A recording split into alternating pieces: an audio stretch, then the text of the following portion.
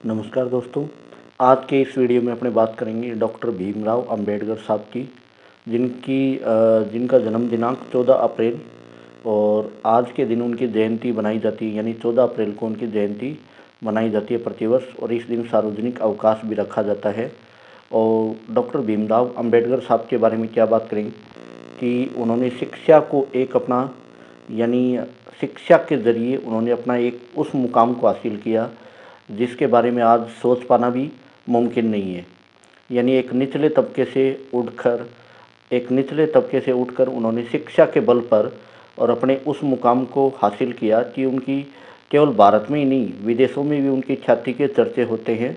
और तो आज उनके बारे में एक अपना संक्षिप्त परिचय उनके बारे में देखते हैं, क्योंकि उनके बारे में विस्तृत लिख पाना असंभव है, क्योंकि उनके जीवन काल में उन्होंने इतना कार्य किया है कि उनके बारे में बहुत ज़्यादा विस्तृत लिख पाना बहुत ही असंभव है। तो इसलिए इनके बारे में एक संक्षिप्त परिचय जानते हैं। तो इनमें देखिए, सबसे पहले तो देखते हैं डॉक्टर भीमराव अंबेडकर साहब का जन्म हुआ था 14 अप्रैल 1891 में। फिर इनका जो जन्म स्थान है वो था महू, यानी मध्य प्रदेश में, और वर्तमान में अब इसको महू मध्य प्रदेश को यानी डॉक्टर अंबेडकर नगर के नाम से जाना जाता है। और अंबेडकर साहब के बचपन के नाम थे, उन्हें बोला जाता भीम, भीवा, भीमराव, बाबा साहेब, ये उनके नाम से बोला जाता है बचपन में।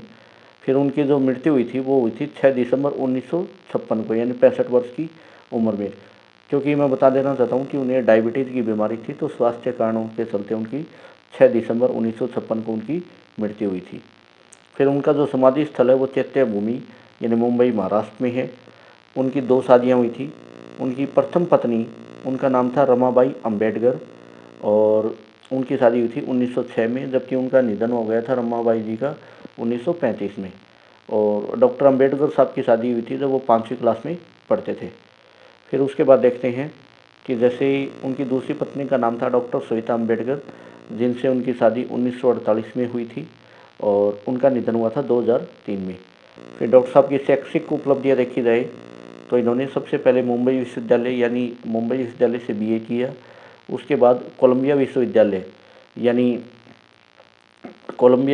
से इन्होंने डॉक्टरेट किया, यानी एमए की इकोनॉमिक्स में, एलएलडी की। और ये जो बड़ौदा यूनिवर्सिटी थी उनकी यानी जो बड़ौदा रियासत की वजह से, यानी उनको स्कॉलरशिप मिली थी, उस वजह से मैंने कोलंबिया विश्वविद्यालय से उन्होंने स्कॉलरशिप के दम पे अपना डॉक्टरेट की। उसके बाद उन्होंने लंदन स्कूल ऑफ इकोनॉमिक्स, यहाँ से भी एमएससी और डॉक्टरेट की।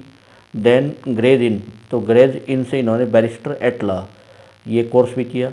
यानी इन्होंने अपने जीवन काल में लगभग 32 डिग्रियाँ हासिल की थी। कितनी डिग्री हासिल की थी? 32 डिग्री हासिल की थी। और इनको 9 भाषाओं का ज्ञान था। आप मान के चलिए कि यानी 32 डिग्री और 9 भाषाएँ कितना मायने रखती है एक इंसान के लिए। फिर इन्होंने अपने जीवन काल में यानी बौद्ध धर्म को अपनाया 1956 में। फिर इन्होंने व्यवसाय इनके क्या थे कि प्रोफेसर भी थे, ये वकील भी थे, राजनीतिज्ञ भी थे, समाज सुधारक भी थे, अर्थशास्त्री भी थे। फिर उसके अतिरिक्त जैसे इन्होंने गांधी जी के साथ, यानी जो महात्मा गांधी जी से थे उनके साथ इन्होंने पूना पैक्ट समझौता किया था। गांधी जी और अंबेडकर जी के बीच में पूना पैक्ट समझौता हुआ था। और उसके बाद बात करें, जैसे इन्होंने पुस्तक लिखी थी डॉक्टर अंबेडकर साहब ने, तो इनकी जो पुस्तक थी the evolution of provincial finance in British India, और सेकेंड थी the problem of the rupee. यानी इन 2 पुस्तकों को आधार मान के आरबीआई की स्थापना की गई थी। फिर इनको जैसे सम्मान की बात करें तो सम्मान इनका था बोधिसत्व, ये 1956 में इनको मिला। उसके बाद भारत रत्न, यानी इनके मरणोपरांत 1990 में इनको दिया गया, यानी इनके मरणोपरांत 1990 में। फिर थर्ड इनको जो पुरस्कार मिला था वो था first Columbian ahead of their time, यानी कोलंबिया यूनिवर्सिटी थी, उन्होंने अपने 200 वर्ष उपरांत होने के उपरांत एक प्रोग्राम किया। तो उन्होंने जैसे जो स्टूडेंट थे, टॉप स्टूडेंट, तो उनकी एक लिस्ट जारी की, और उस लिस्ट में फर्स्ट नाम अपने डॉक्टर भीमराव अंबेडकर साहब का था, और ये सम्मान उनको मिला 2004 में।